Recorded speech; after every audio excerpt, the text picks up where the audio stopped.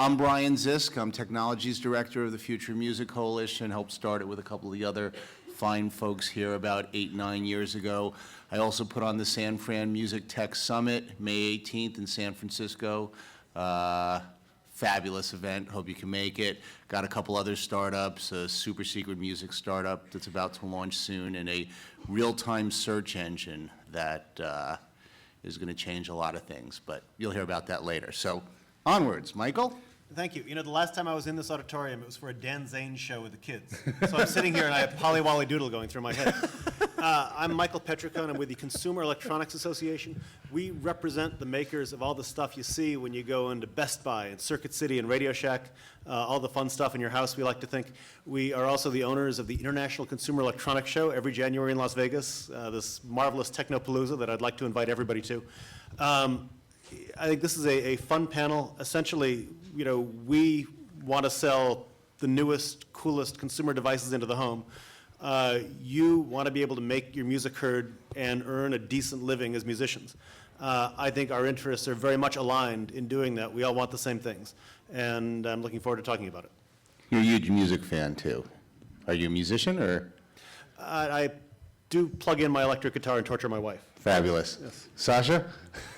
My name is Sascha Meinrath, and I'm Research Director of the Wireless Future Program at the New America Foundation. I also coordinate our Open Technology Initiative.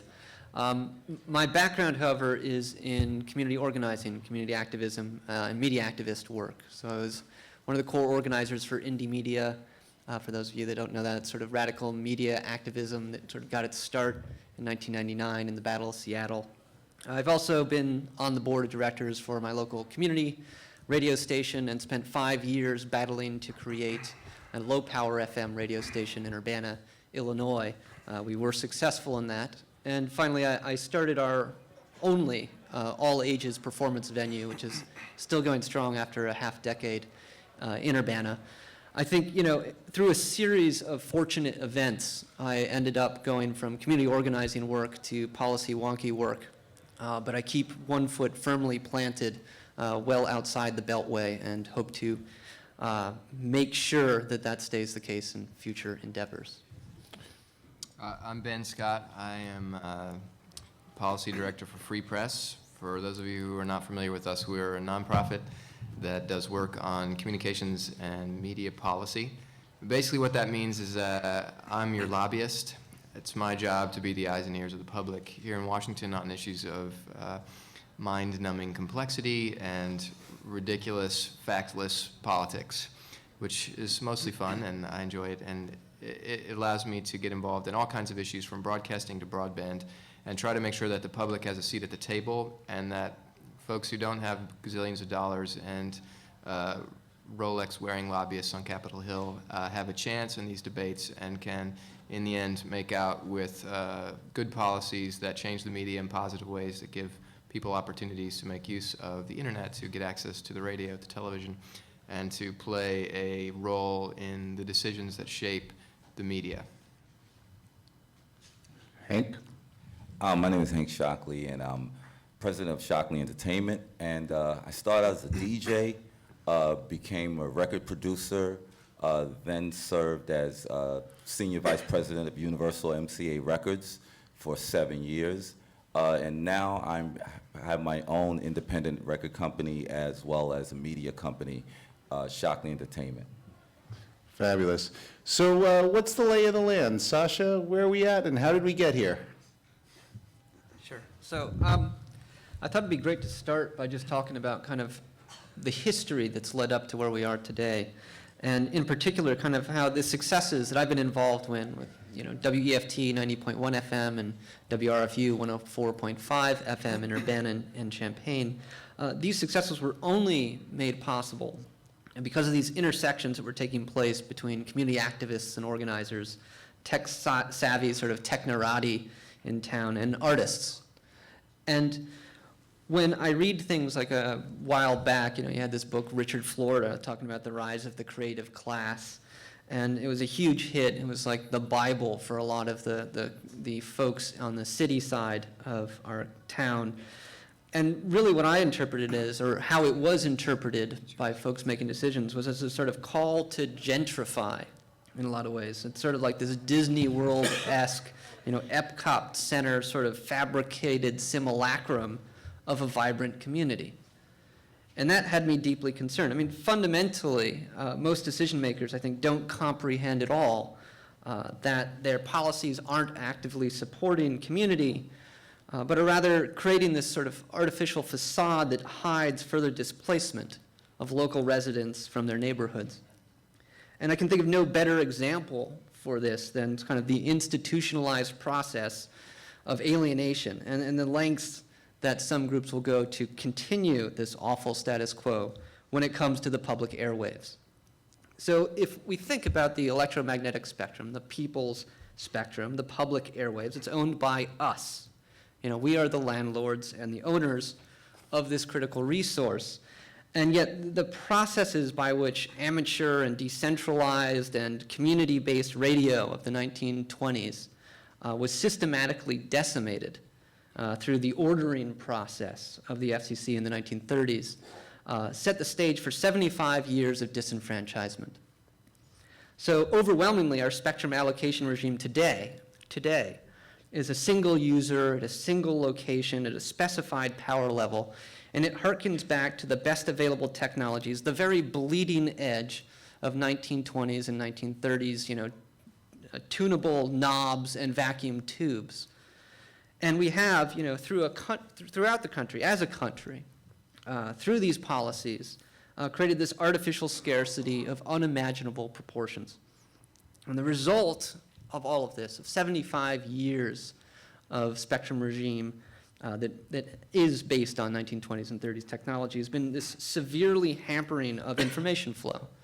So everything from journalism, which has suffered greatly because of this, communities everywhere have clamored for access and been denied. And the very control over these new forms of communication that we're facing today are based on decisions that were made 75 years ago.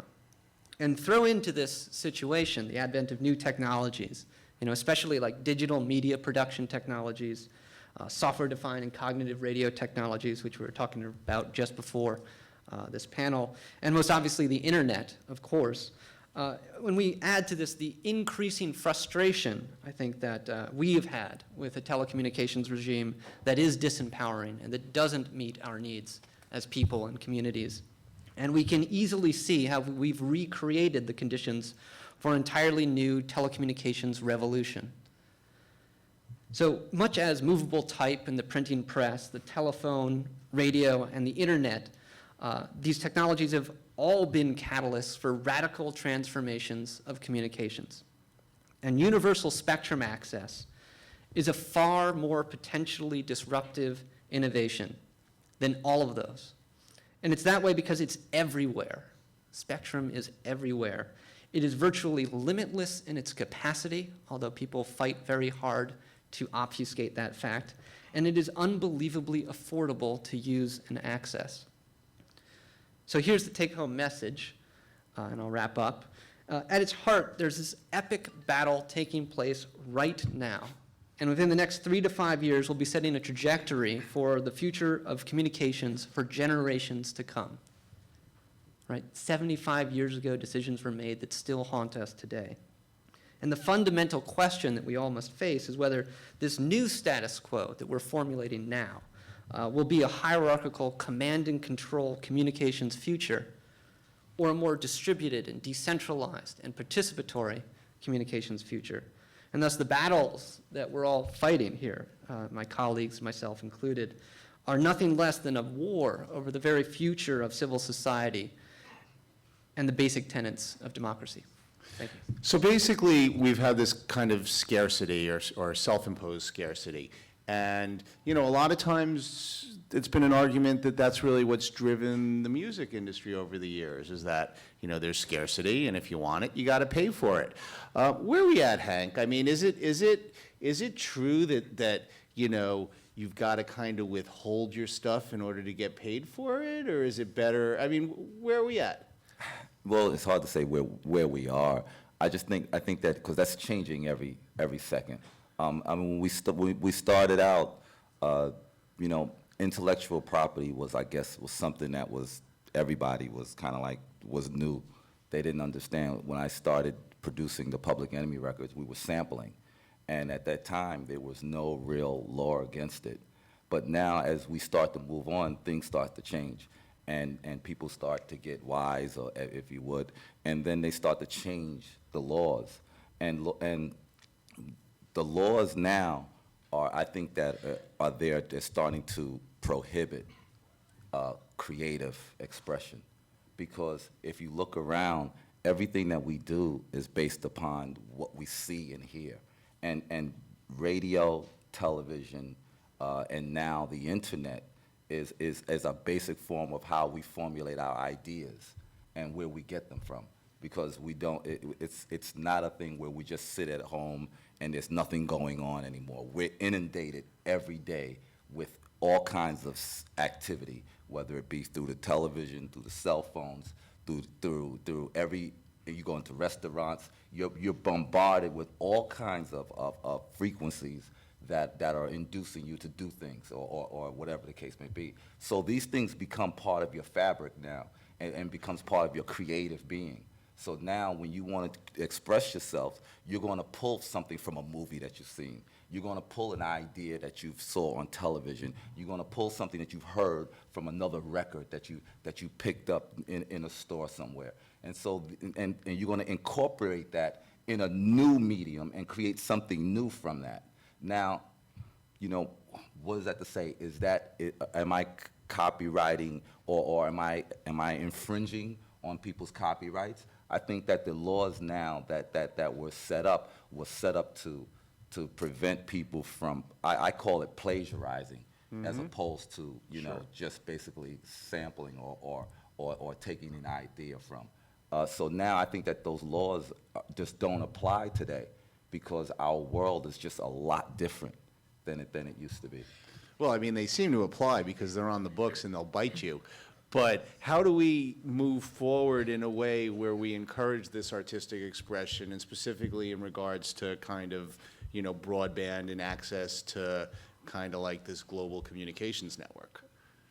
Well, just to jump on what Hank said, you know, look, we the tech industry, we're an IP industry. You know, we invent stuff. That's what we do, and IP is very important to us. But you know, even in the Constitution, intellectual property was never an end to itself. The Constitution says you have intellectual property to incentivize the science and the useful arts. So it's to promote innovation, promote creativity. And when you get to the point where intellectual property is not doing that, you got a problem. I mean, as Hank said, you know, artists have always used the media around them, right? If you're a caveman, you pick up the chunk of coal and you draw the bison on the wall. And now, you know, you live in this digital. Hey, that's you're my surrounded by bison this digital picture. ecosystem. Sorry? That's my bison picture. Right, exactly.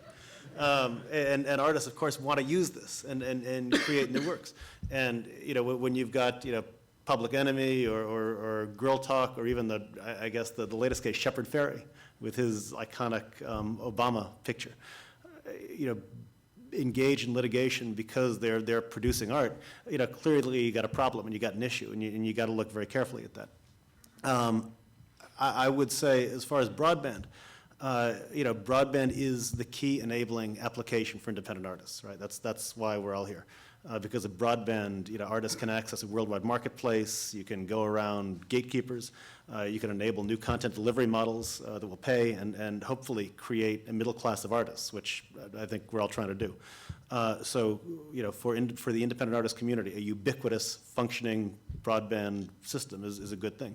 So, you know, I would put down just two principles. You know, number one, support broadband adoption, ubiquitous access in every way possible. And number two, don't let those who have an interest in locking down the internet lock down the internet. Don't let people break the internet, because again, that works against the interests of the independent community. So Ben, how should the FCC support this sort of open access and various ways that benefit musicians? Well, I think that the first step is to increase popular participation in the governing process. I mean, I think we stand at a really important moment in this sort of age of Obama, where citizen governance, people actually having a voice in the way decisions are made that shape the world around us, actually matters. And people are being encouraged to participate. I think we haven't quite figured out how you make policy with millions of people talking about it constantly, and do you put a bill up on a wiki and just hope for the best at the end of the day? And how does this thing work out? But I think that this is a moment of opportunity that we really have to seize. I'll share with you this sort of recurring problem that I have. Maybe some of you in the room also have it, which is, you're at a gathering of extended family, and inevitably your second cousin removed says, so what do you do? Say, well, I work on telecommunications law and policy. This is like a conversation killer. And I see people's eyes begin to glaze over, and I think, no, I'm not a lawyer. My job is to help people participate in decisions that shape telecommunications law and policy. That inevitably drives people away. Further, so well, how am I going to make people feel like what I do is important, because I think it's important. So before I got into this business, I was a historian until I realized that you couldn't get a job as a historian. So came to Washington, where you can get a job just talking, which is what I do now. And so I decided, let me just tell you a little story about why it's so important and why where we're standing right now is such a significant moment in time. So, just so building off of where Sascha was starting, if you look at the history of media in the 20th century in the United States, you have these key moments where new technologies come along and they open new opportunities for people to become involved in mass media. In the age of the newspaper in the late 19th century, you basically had to be a newspaper publisher to have your voice mass mediated. Or you had to have permission from the newspaper publisher to be published in the newspaper. And then they developed this technology called radio. And if you go back and you read all the commentary in the newspapers about radio, it's all very utopian. This is a technology that's going to break down the barriers of access to the mainstream media. This is going to be the first ever technology that allows real people to talk to other people, multi-point to multi-point. Everyone's going to have a radio. Everyone's going to be a broadcaster. It was a decade in the 1920s of experimentation, not unlike what we've seen in the internet space in the last 10 years. And then something happened which we now recognize very well. You folks realize you can make a lot of money with the radio. And they came to Washington and said, well, this radio thing is getting out of hand. We're going to have to put some laws around this. We're going to have to make some policies. We're going to have to rationalize how it works. And so they created the Federal Communications Commission, and they created the radio rules, essentially allocated the licenses, and they created a concentration of power in the radio industry. And all that talk about democratization, all that talk about using radio to break open the mainstream media went away. So fast forward to the late 1940s, early 1950s, this brand new technology called television. It's going to revolutionize the way the media works. It's going to democratize the way the media works. No longer do you have to have permission from the newspaper publisher or the radio broadcaster to have your voice mass mediated, and it's all going to be video. It's going to be revolution. And then they realized, you can make a lot of money in television. And there was this policy moment, and they came to Washington, and they shaped the way that television licenses work, and it was a lot like the way radio works, except there were fewer to hand out. And we all know how that ended up. And then in the 1970s and 80s, there was this new technology called cable. And you get the idea. We're in that moment now for the internet. Yes. It's right now. Mm-hmm. And we have certain advantages with the internet which we didn't have before, which is that they're late to the game. And by they, I mean the folks looking to lock down the internet and to turn it into a centralized form of commerce that's controlled by gatekeepers. They're late to the game, and the technology works against that. It defeats that effort to control. And people are participating in the internet in such enormous numbers, and it's become such a platform for innovation and speech that it's hard to control. And it also has the benefit of simultaneous communication. And this is where I'll loop back around to where I started. You can participate in the future of the internet, and you can learn about it like that. And you can use the internet as a tool to make your voice heard in policymaking circles. And you can, right now, capitalize on the energy and the enthusiasm of using technology tools as means to participate, like we saw in the Obama campaign. We can translate that into government so that artists are no longer on the receiving end of these paradigm-shifting moments in mass media technologies. You're no longer waking up after 10 years and saying, damn it, we had that radio thing and then it got away from us. We had that television thing and then it got away from us. This internet thing, we have it right now. And this is the moment where it either gets away or we keep hold of it. And there are a wide variety of policy issues that sound wonky and complex and sound like that conversation killer about telecommunications law and policy. But those are the things that matter the most right now. That's where the rubber meets the road. Those decisions are going to be the points on which the future of the internet is shaped. Wow. And that was incredible. But you know something? Yeah, I was giving But let's talk about why the creative process is important. Because I think that we tend to lose sight, and those people that want to lock down television and radio and all that, their guise was that they was protecting us, the people, Yeah. from something or other, that fear. From ourselves. Again. So, to me, innovation is everything. Creativity is in every platform that you can possibly think of. One of the things that's happening is that they're slowly taking away all the avenues for creative expression. In schools, there are no, art. What are the first things to go? Art, wood shop, metal shop, or whatever it is that you had. Automobile mechanics is gone. Now they move to they move to football, and they're moving to all the different sports now. So now they're taking away all of the kids' means of being creative. And creativity is what makes us human beings. It's what forges us into the future. It's what moves us up from being in the caves to us being civilized and responsible and human beings. And I think that creative element is being shut down. You see it being done on a very, very minute level in television and radio when they're playing the same 5 records over and over. You know what that does to you? It dulls your senses, all right? After a while, you just not care about anything. You're now just marching to the beat of whatever anybody willing to throw at you. And so now here comes the advertisers that can sell you a pill that makes you feel like yourself. I think mediocrity is running amok right now. You see it in television, film, in music. You're starting to see it, and you see it in politics. You see it in law. You see it in construction. You see it everywhere that's running right now. Somebody came to my house and they was fixing my toilet broke, and the guy, when he left, he did a worse job than when it was broken in the first place. It's because what's happening is that everybody wants to be rich, and nobody gives a damn about the work. And I think that we have to move from that, and creativity is our avenue. It's the kids' avenue to express themselves so they can be who they can be the best that they can possibly be. And technology is how they speak. I don't want to go. No, you're doing great, though. You're doing great.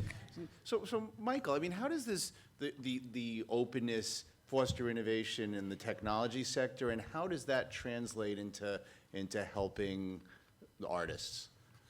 Well, the whole thing is it's all parts of a larger ecosystem, right?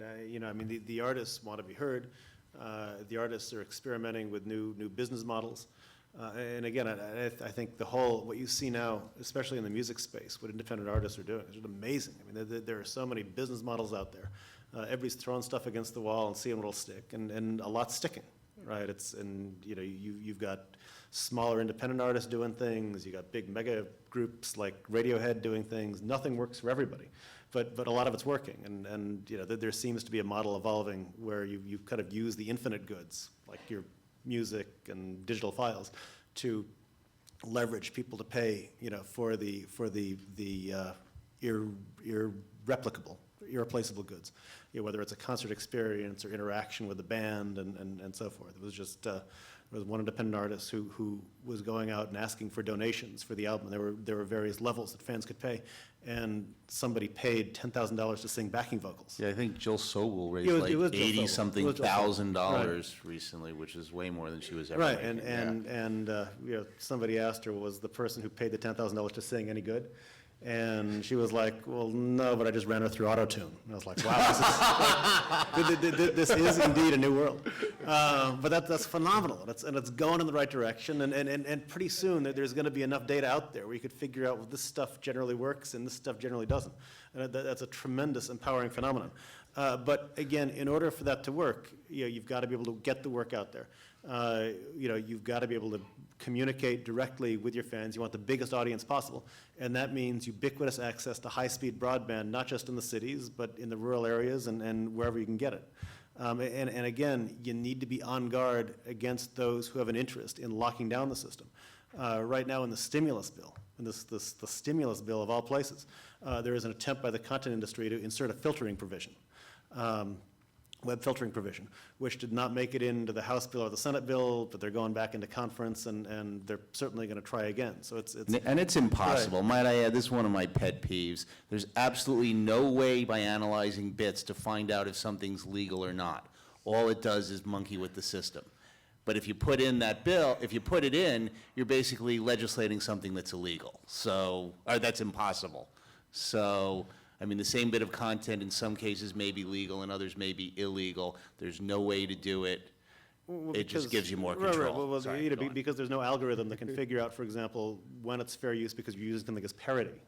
Like sometimes I can't figure out what parody is. Or is it served legally over internet radio, or is someone snagging it illegally? There's no Right. way to tell. You know, not to mention the massive, massive privacy implications.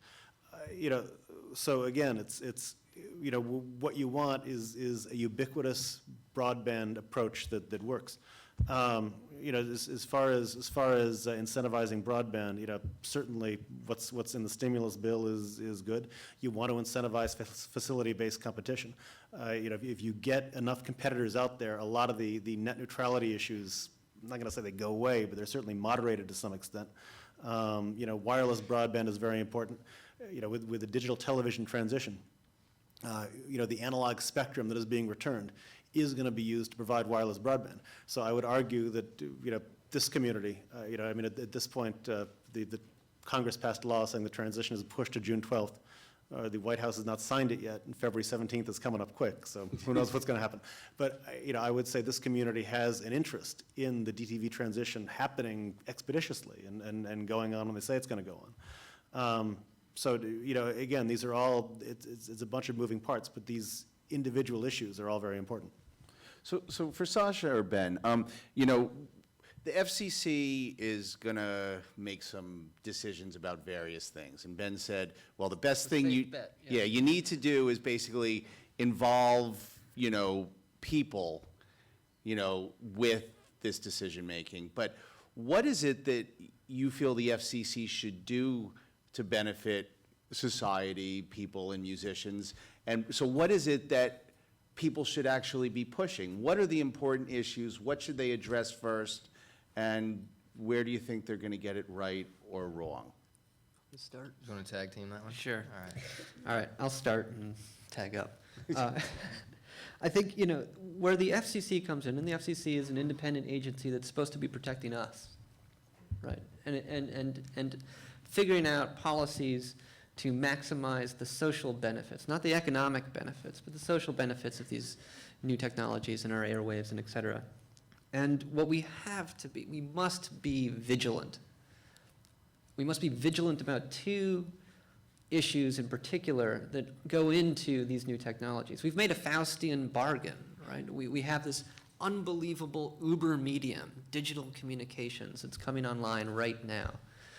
And there's twin dangers here. One is that we'll end up with a usurpation of these technologies. We'll end up with deep packet inspection. We'll end up with closed networks. We'll end up with double tolling for in the same way that our cell phones here in the United States charge me for a text message on the way up and you for that same text message on the way down. Well, they want to do that. They want to set that up for the internet, for content and for media. And then the second issue is the disenfranchisement. It's not good enough to get to 90% broadband access. And in the same way that the benefits increase exponentially for those of us on the network, right? A single telephone is useless, but when you and all your friends have telephones, it's fantastic, a useful tool. But for those that are excluded, the dangers and the implications and the negative impacts on that last 10% also grow exponentially because you don't have access to the resources that everyone else has. It creates new digital divides. So the FCC is there to mediate, and you can see this throughout history with, the Universal Service Fund, right? We can look at other spaces in our civil society, right? You can look at everything from the setting up of national parks and other commons to rural electrification to ensure that we don't end up with the 10% that are disconnected from this valuable, useful resource. Fundamentally, it comes down to what we believe should be a part and a normative notion of a civil society. Over to you. I'll catch that. All right. Well, I want to mention a few really specific issues that I want to encourage people to pay attention to and participate in. But first, two things about Washington that are important to know. Number one is the opacity of technical decisions. If you think about a policy decision in Washington and how it ripples out into the marketplace and into the media that we consume, it's sort of like an inverted pyramid. The decision is way down here, and very few people are involved in how it's made, and it's really hard to understand. It's really technical, lots of legal language. And once it's made, all the impact goes out like this. So by the time we feel it out here, it's this huge, big thing that has all kinds of implications.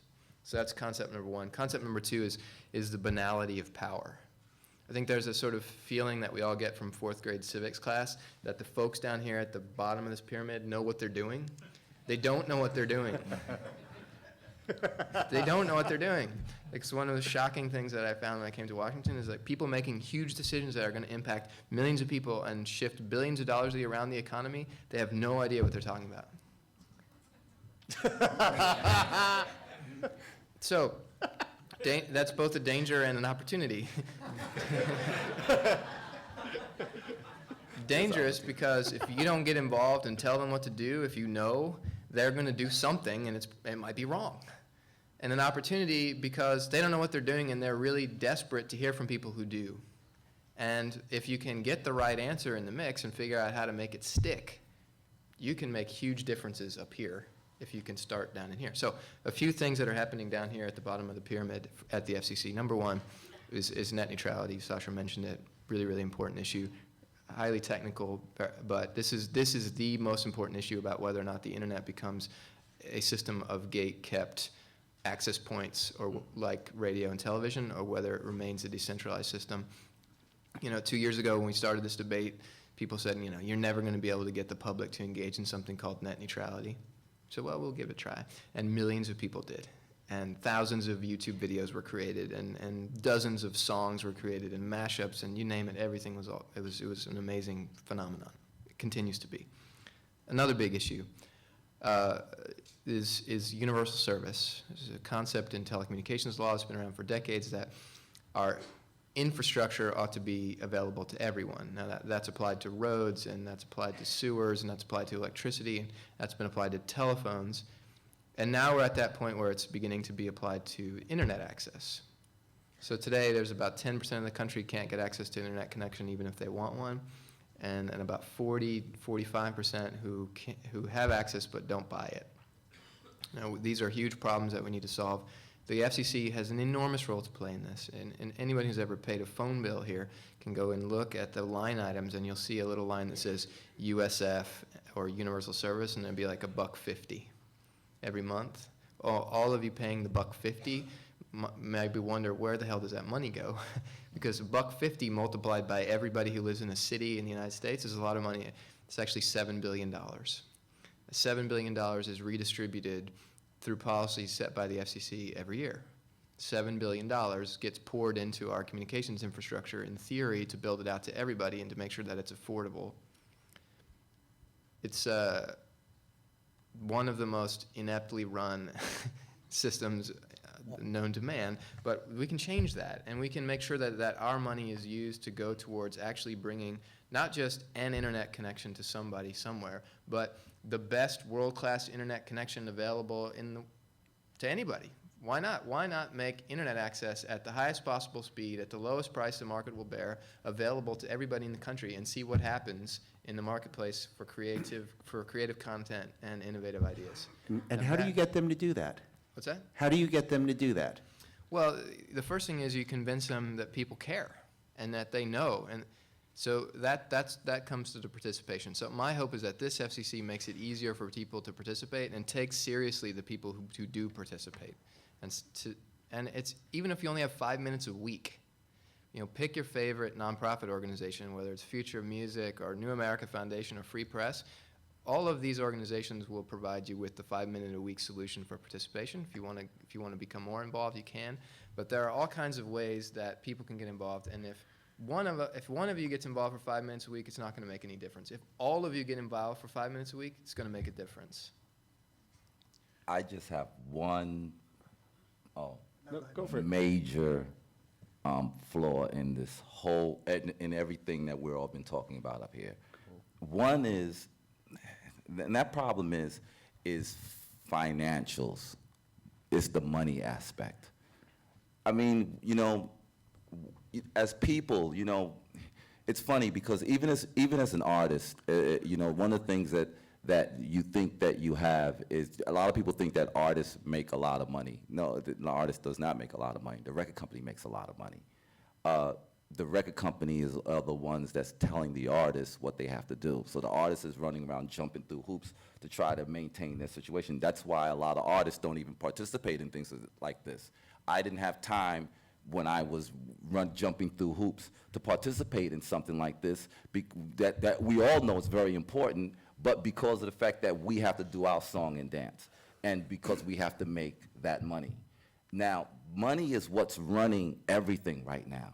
And one of the major problems that you have in this entire discussion here is the fact that you have companies that have money to put behind making sure that their ideas is constantly getting across. Somebody that's paying somebody money to do, one of the reasons why I don't sell drugs is because I want to be able to advertise to everyone if I'm going to sell it. And there are people out there that are paid to make sure that I don't do that. Well, I don't stand a chance against going against people who pay somebody to chase people down. That's somebody that's doing it as a part-time or a hobby or whatever the case may be, or is trying to hustle and make that money.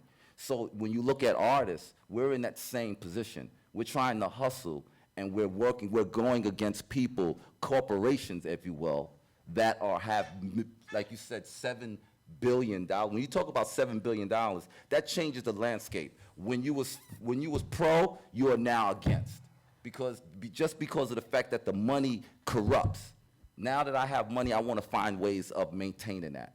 So I think that the money issue is a very big issue, and until we can figure out ways of being able to take the consumer electronics, all the companies, and take that, and companies like yourself to be able to start to be able to fund situations so that people like Ben and Sascha and people like that can, and even Michael Bracey is my hero, can push these issues. We don't stand a chance, guys.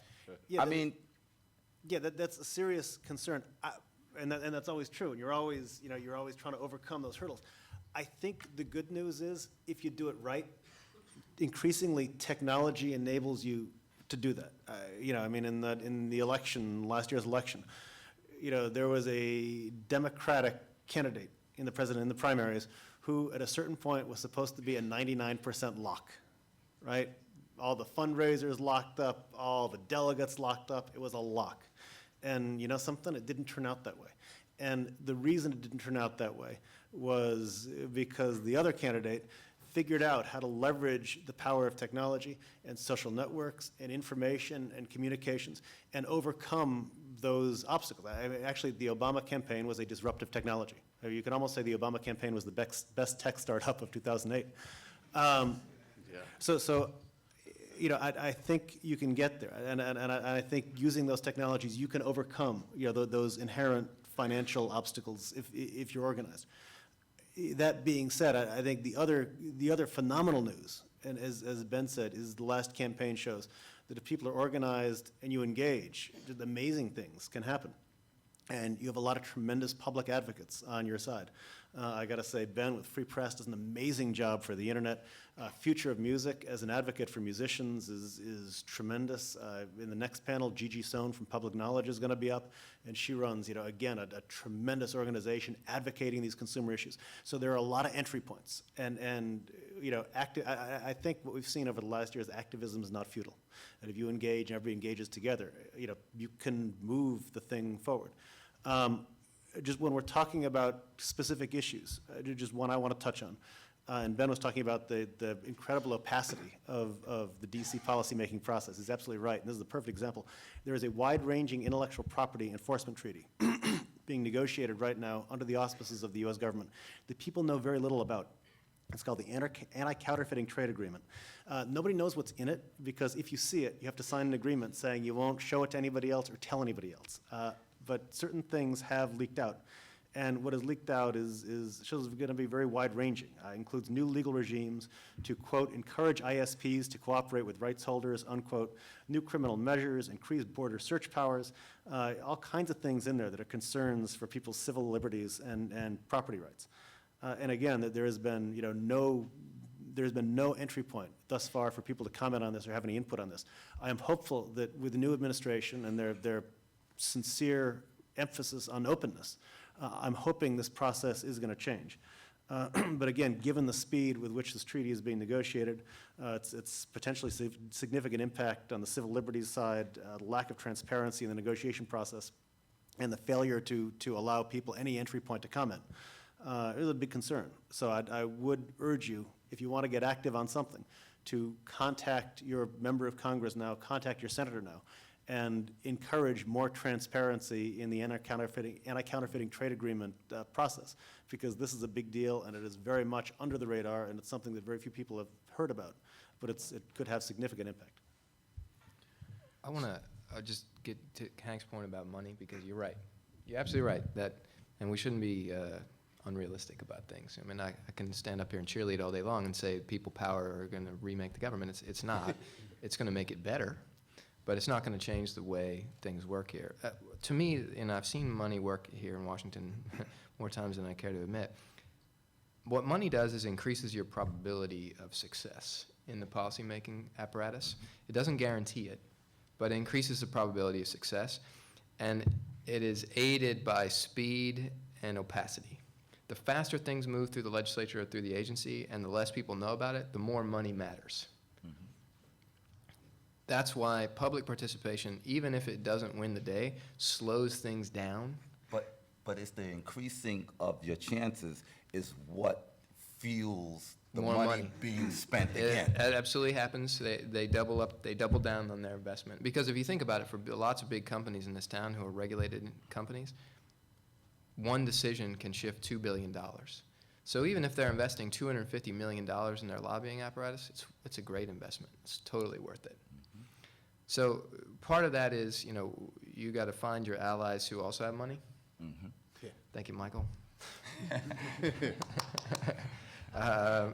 You have to rely on the fact that, you know, I don't want to cast aspersions too widely about policymakers. There are people in this town who want to do the right thing. Mm-hmm. And if you can appeal to them and you can press pause in a debate and say, on this one, it's not just going to be another money fight. We're actually going to have a real debate and try to do the right thing. People they want to do that, most of them. Most of them want to do that, and most of them want to find the right answer. Mm-hmm. So if you can slow things down, increase public participation, get some of your own money on your own side, try to make it a debate about facts as opposed to about political influence, and appeal to people's sensibilities about doing what's right, you increase your probability. Exactly. And all I want to do is just make that point known, because without the money scenario, it's like it's kind of like, you know, you're kind of like spinning your wheels. You know, I mean, we could, like you said, we can do a lot of that, you know, all the rah-rah we want to do, but unless we're realistic and have a very practical approach to it, you know, we're not going to win that war. And because you need ammunition. You need tools in anything that you do, and money is a very big tool. And I think that you know, lobbying people that you know that have money to be able to help these causes, that's a big job in itself. Obama did not just win on just dealing with the internet. There was money put behind it, and it took a ridiculous turn in the economy that also helped it. Apathy within our entirety that rippled between the entire United States that's been felt all the way around the world has also played a big part into it. So it's a lot of things coming together all at once. And I think that once you have a focus and a realistic, you know, front, yes, we can overcome anything. But we have to be very, very strategic, and we have to network with each other. You know, not many of us are willing to even network with each other. We'll sit up here and talk about this, and then tomorrow everybody goes off and do their own separate things.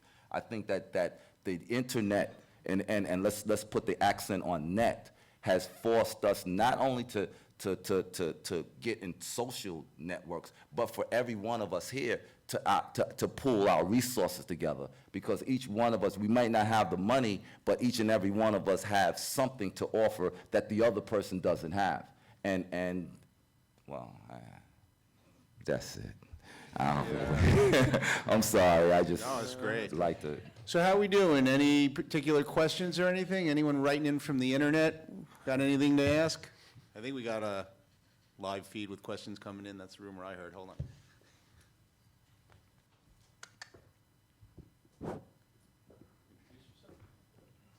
And please Hi. be sure to use the illegal wireless microphone there. Hi, my name is David Hurley. I'm a musician and a professor at Northeastern University, and I'm really enjoying the panel. And you know, some of the things you guys have said have raised some themes to me. I think that copyright is about control and exclusive rights and controlling what happens.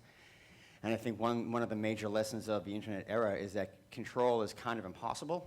And so I think that the idea of control, we should embrace that loss of control, and I think that the law sort of has to embrace the possibilities suggested by this lack of control. But the problem with these freedoms and about everything seeming to be free is that there has to be some way for people to get paid in this process. And I wonder how you can get paid without paying, because people think information is free and freedom is great and this lack of control is great, but with things seeming free and communication and freedom of speech and everything else, there's got to be some way for it to feel free, but also to somehow generate a fair return for people whose works are being consumed and created upon. So I just wonder how we can embrace those opposites, where it can go. Just, from that's a great question. And that's one of the things that I tackle with every day. And one of the things that I've realized and I've just come to grips with is that if you make a great product, it doesn't matter what it is, if you build an incredibly loyal fan base, I think that those people will buy. And I think that too many times is that we're hiding behind this kind of like this facade of just because I did it, I should get paid for it. And I think that yes and no. I think that the cream is always going to rise to the top, and the truly talented is going to develop those areas. And I think that if you develop those areas correctly, there will be payment for you in that regards. That's just my take on it. Yeah, and I don't think anybody's saying that free can be a business model. It doesn't make any sense. But I think what people are saying is that if you leverage it right, free can be part of a business model. And I think, again, like everybody's doing it differently, but the whole Radiohead experiment is really interesting, where they had the, pay what you want thing. And some people paid and some people didn't. But even with the people who paid, and it was an average of, I think, $6 a download, and a lot didn't, but some did. And they ended up making more money off that release than they did in their previous major label release, just because the cut was bigger. And then when they released the CD, it entered the charts at #1. So I think the physics of it are very tricky. And I think if you assume that just because you put it out there for free, people will never pay for anything else, especially if you have a situation where the relationship between the artist and the fans is tight and there's a community there.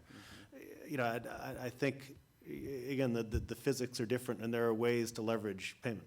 Well, and in this day and age, you know, you have to also think in more creative ways. You know, one of the things I thought that Prince did that was really, really cool and creative was the fact that, he did a concert and he billed his album cost into the cost of the concert. And so everybody get a free CD. So, I mean, right now, you have to use the technology in much more creative ways than just making, it's like a flyer, A flyer is not, you can't make people buy a flyer anymore. They won't buy a pamphlet, because it's just, everybody's doing it. Right, and then the other thing he did, what was also interesting, was he packaged his CD in England with the Guardian newspaper. It was like, Pat, you opened your paper and a print CD fell out. Right, and a lot of the retailers in England got very angry with him. Why is he doing this? He's destroying the record industry. After that, he sold out something like 15 shows in a row at O2 Arena, Wembley Stadium. It was like cavernous. It's huge. So again, he sees the CDs as a promotional vehicle for your live show. But everybody's doing it differently, but there are ways out there. Yeah, I would also just caution against mistaking the impossible for the improbable. Control over the internet is certainly the latter. And not the former. And we should be aware of that. Other technologies, other moments in telecommunications history have demonstrated that what we thought was impossible was in fact quite doable. And the other side of this, and addressing kind of, the free issue, there's two things that come immediately to mind. One is like, God, the number of middlemen in these systems is so incredible because space has been commoditized in new and informative ways that demonstrate the power to take something that would otherwise be very low cost and make it far more expensive. And the second is that, it comes back to this notion of what it means to live in a civil society. Police protection, fire protection, teachers, politicians, dare say, and artists are all folks that have been in civil society, moved from entirely, privatized spaces into parts, we've got civil society, part of living in there is educational systems that pay teachers, and it's, like public services, and it's politicians that help us, hopefully help us. And these are fundamental components, and we have to think about, like, in the future of society, given that throughout human history, one of the indicators of the fall of a society, of the end of a civilization, is the shift away from the arts and sciences and into the military. When I look back and project forward, I can only say, like, crap. Like, we are following the wrong path. And so we have to think about what it means to live in this society. We have to think about, like, God, what do we do with the NEA that we just keep squeezing tighter and tighter in public broadcasting and all these different media that people want to consume, people love, and people cherish as a part of civil society? Okay, one more question, then we're going to pull it back up for here for a second. Oh, great. Hi, I'm Dharma Daly from the Ethos Group. I'll try to make this quick because I've got 3 different comments. The first one is about trying to keep you guys in DC honest for the rest of us and what that role, especially when this expertise around technology and politics and having access. And it's really challenged to go out and work with grassroots groups on getting them excited about spectrum policy and things like that. And I think one of the best innovations that grassroots groups can do is just keep raising the questions that keep folks honest. We don't have to know the technology really well to be asking questions like, does your network assume that creativity and innovation is possible everywhere and should be everywhere? If we keep asking that question of the technologists and the policymakers and our friends, Sascha and Ben, then hopefully we'll be challenging the relationship in a real way, getting real outcomes. And the second one is, before Ben came to DC, we're crusty activists excited about community networks. I asked you, how low you thought the price of connectivity could be for people, real meaningful connectivity. And I'm pretty sure it was a creative act on your part to say $10 a month. When I went out and did workshops, people got really excited about the idea of, wow, you know, my connectivity from my cell phone and my phone home line and my broadband all together costs, you know, a couple $100s a month. And really, could we really get it down to $10? And I think one of the things that's really challenging to hear is, like, the internet's so possible. There's so much flexibility in the technology and the economics that it's really hard to drive something like getting a man on the moon. And I'd really love you guys to figure out what is the real price that we could get real meaningful connectivity to people, even if it's a big dream. It's going to keep going lower. There is no bottom. It's going to keep going lower. I had a great conversation last night with Tim Pozar, who's on the advisory board of the Future of Music Coalition. He was one of the founders of the Little Garden, which was the first consumer ISP. And he was talking about a lot of concern for the last mile. You know, you can do it wirelessly, you can do it with wires. A big problem is that the wires come in through the phone companies or, you know, through franchises, through monopolies. When he started this ISP about 20 years ago, it cost $400 for the T1 wire, and then it would cost $5,000 for the bandwidth to traverse the wire. Now, a T1 wire costs $400, and the bandwidth to traverse the wire costs $5. Okay?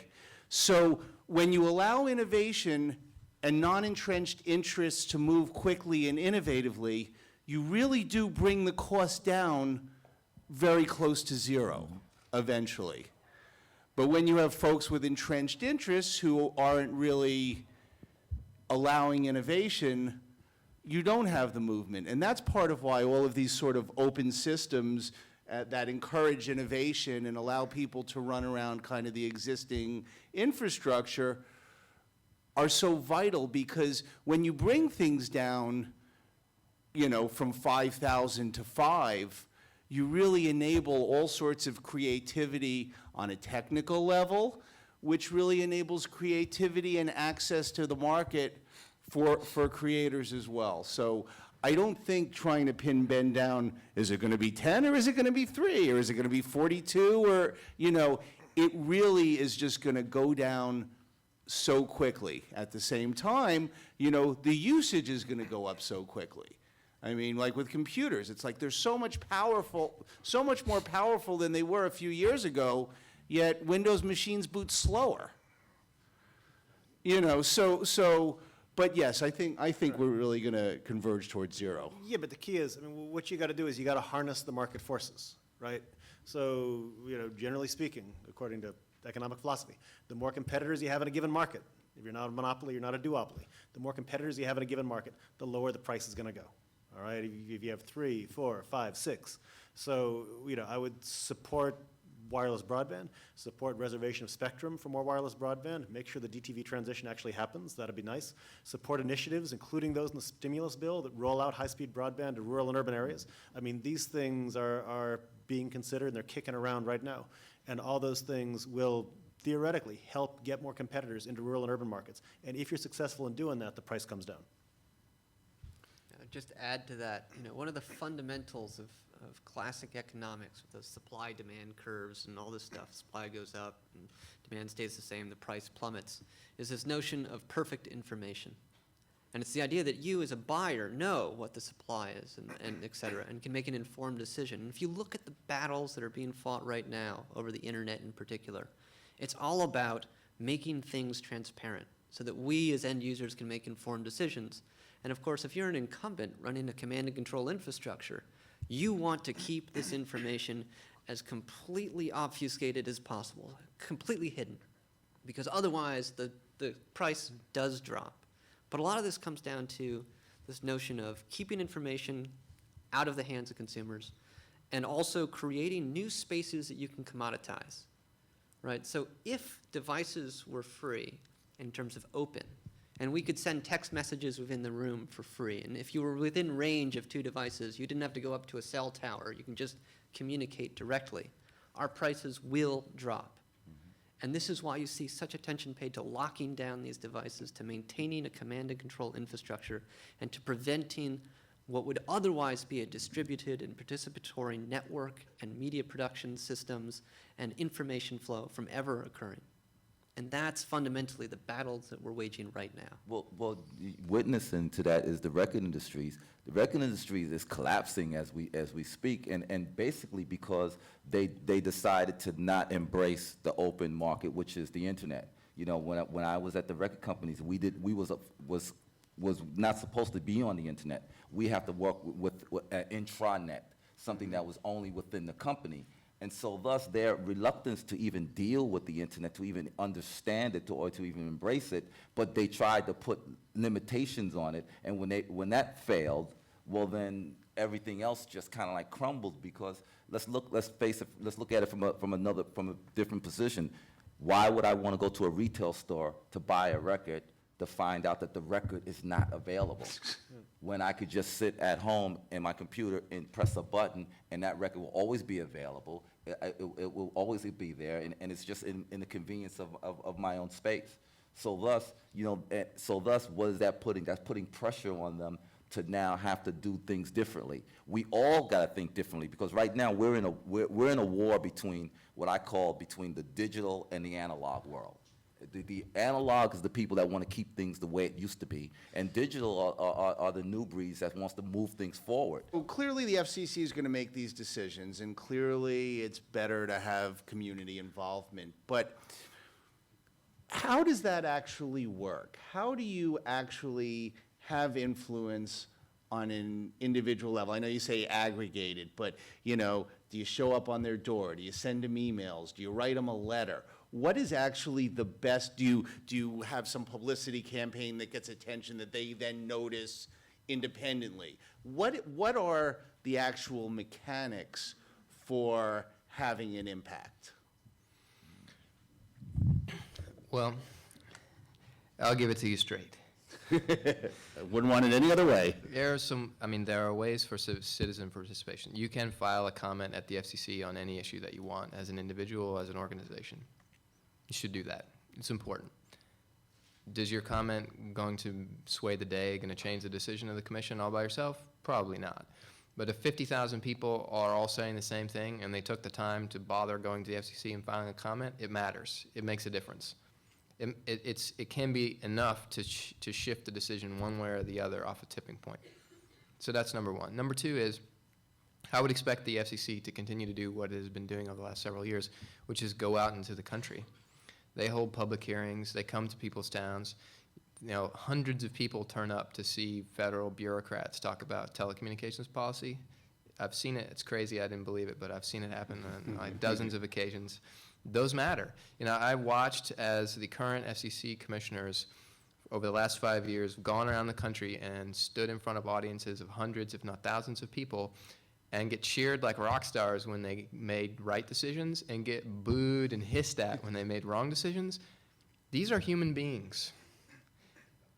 That makes a difference. It makes a big difference when you go out and you see the people who are impacted by the decisions that you're making.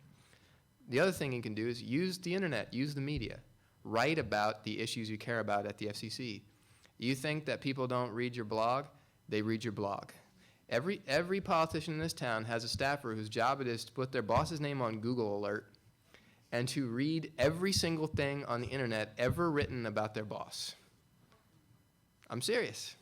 So you post a blog comment on Daily Kos about the FCC chairman's recent comments on net neutrality. That piece of paper will turn up on his desk. He may not read it every time, but it's going to be there, and somebody in that office read it. Use the internet, use the community networks that you have, reach out to your colleagues who are working in adjacent sectors and say, this matters, you should spend 5 minutes on this too. And the final thing is, and maybe this is self-serving, so you got to support organizations in Washington who do this all day, every day. There's what political science called monitoring costs. It takes a lot of time and money just to pay attention and understand what's going on in the federal government. I spend 60% of my time just receiving and processing information and on trying to figure out, is this going to be an important decision or not, and should we devote resources to being advocates on it? And if so, what's the right answer to this question? And doing the research and building an economic analysis and hiring lawyers to write the briefs, those are all monitoring costs. That's what civic institutions are for. That's what all of us at this table do to some extent, some more than others.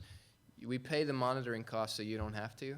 So supporting organizations like Future Music, like New America, like Free Press actually makes a difference because it means you can participate through your trusted proxies. And that's really the business of government, no matter who your lobbyists are. And if I could just add, Ben is the extraordinarily effective advocate. I'm just the business guy. But what he says, it works. It happens. It works. There was a situation late last year with Pandora. I'm not sure if a lot of you in the audience are Pandora fans. We're marvelous. But Congress was about to do something. It was on the verge of doing something. It would have increased their royalty rates and probably put them out of business. And they went out to their subscribers. This is an emergency.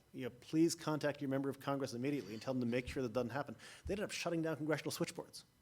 And guess what? It didn't happen. And clearly they're still fighting and so on. But the point is that it's not, when you shout into the echo chamber, it's not like nobody hears it. And if you're focused in making your views known, you can move the needle.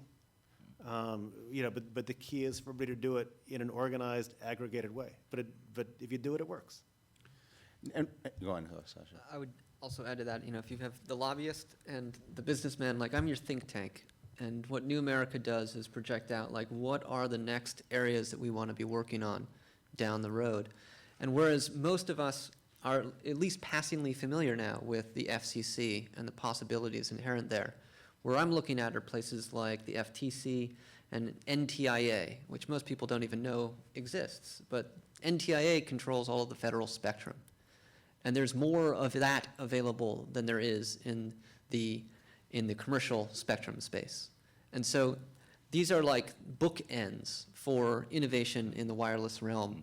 And they being NTIA, FTC, et cetera, have been asleep at the wheel for the past 8 years, if not more. I mean, there's been nothing coming out of them. So we have targeted the FCC because it's the place where our time and energy was most efficaciously spent. But now I'm looking at, like, where are the other pressure points? So we got the Hill, we now have an administration, we have an FCC, but we have these other independent or non-independent agencies, as they may be, that we can also bring pressure to bear. And we're at the very infancy of organizing as a populace to start impacting those areas. And also as a musician, man, you can, a song is a very powerful medium.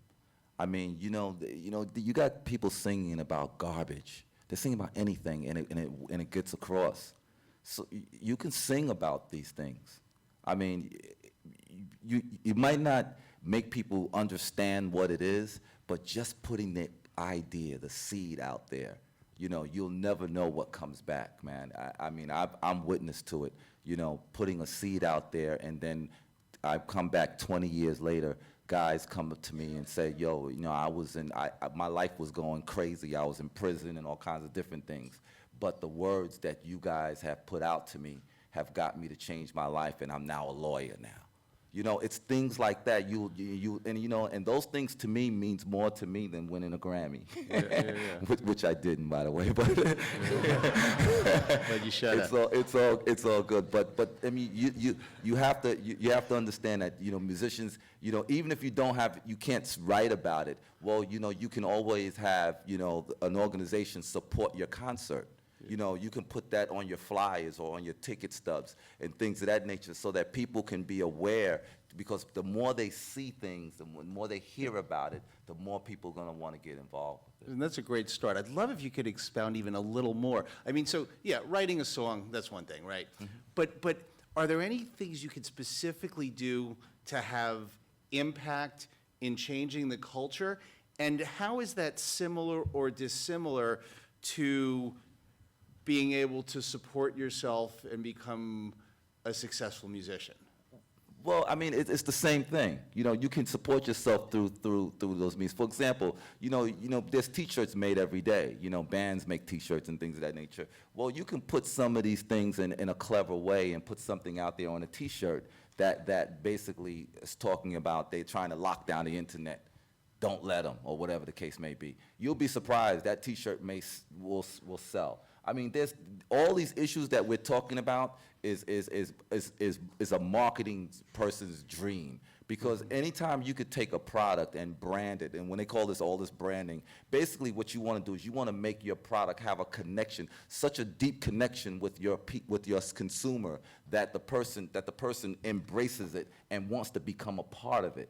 And so a band is the most incredible band, because it's a brand, because what do you want to do when you grow up? When I grew up, man, I was watching the Earth, Wind and Fire, Stevie Wonder. You know, I wanted to be one of those guys. So and anything that they said, you was down with.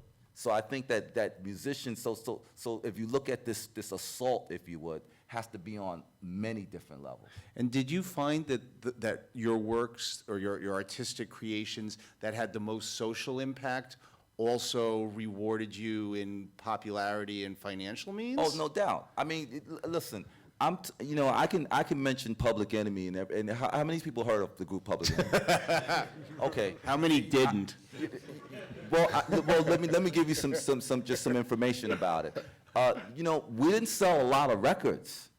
You got groups that sold millions upon records that you don't remember, in 2 years from when they stopped making records. Well, by the mere fact that you guys raised your hand, and the fact that the group is still going around touring today and packing out places, and it's still affecting a new generation of kids with dated material, says a lot about the content that they're attracted to. When you got kids that's from Japan, Asia, and different walks of life is coming up to you saying, "You've changed my life."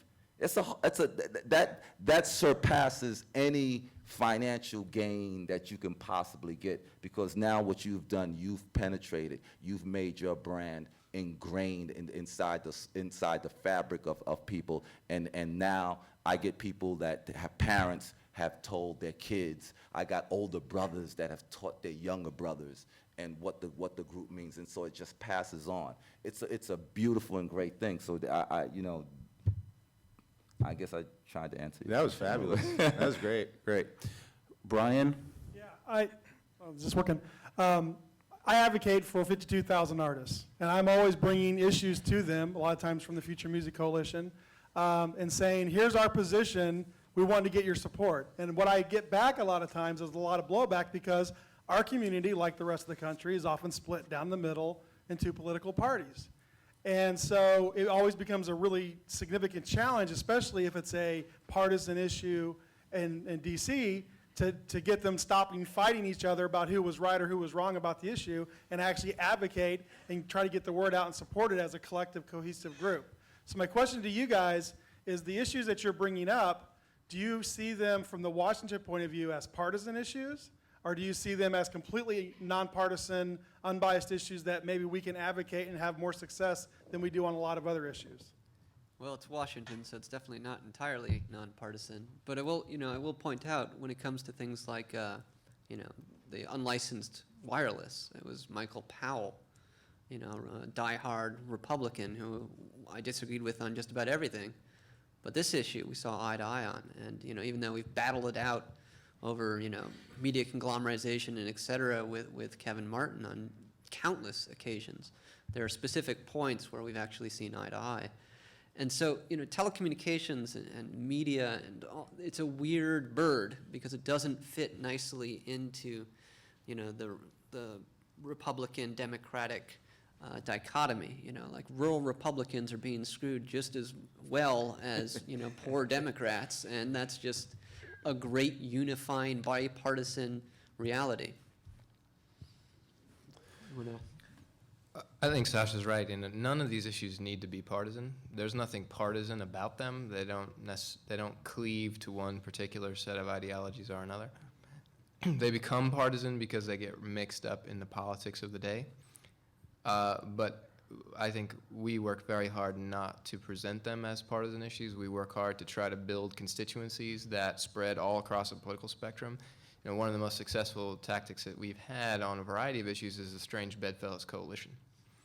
You know, I will remember probably forever the day that I had breakfast with the founder of Move On and the head of the Christian Coalition, which was a very strange breakfast, on our way to a press conference where both of them spoke with a Democratic senator and a Republican senator about the importance of an open internet. You know, these things happen all the time in Washington. They don't make the headlines because it's more fun to write about the partisan stories, but these issues don't need to be mixed up in that. They shouldn't be mixed up in that, and I think it's really up to the way we talk about them in a lot of ways that decides how they get pigeonholed. I'd add, you know, the beauty of tech issues, as Ben said, is that generally they're not partisan. Then again, this is a town where there are known to be Republican restaurants and Democratic restaurants. So again, nothing in DC is free of partisanship. But that said, as activists, yeah, I wouldn't worry about that. I mean, do what's right, you know, do what's important, and then let the partisan stuff fall where it may. True that. Okay, well, we're getting the wrap-up signal, so I really appreciate it. Let's have a big hand. This was a fabulous panel. Everybody was fabulous. We really appreciate it. Give yourself a round of applause for sitting through this, man. Yeah.